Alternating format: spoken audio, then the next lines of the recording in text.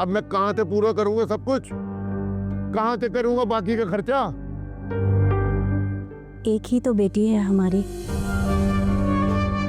किसी से कर्ज ले लेना। कर्ज? कौन देगा मुझे कर्ज? तुम्हारे पिछले तो इस काबिल है नहीं कि मेरी कुछ मदद कर सके। जो कुछ करना है वो मुझे खुद करना है। और अगर मुझे किसी ने कर्ज दे भी दिया तो वापस कैसे करेंगे? कमेटी डाल लेंगे ना। कमेटी डाल लेंगे? तो दिमाग खराब ना करो मेरा, जाओ यहां से। और सुनो, आइंदा तुम बाजार नहीं जाओगी। सिगरा? जी जी अबू जी। आइंदा अगर अंबर को कोई चीज चाहिए होगी ना तो तुम बाजार जाओगी, समझी? ठीक है अबू जी, ठीक जी।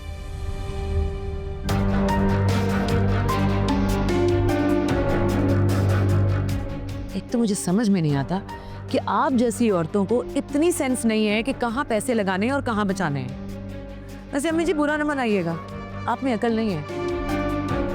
आपको जरा सा पता होता ना कि पैसे कैसे बचाते हैं तो अब्बू जी इतना परेशान ना होते।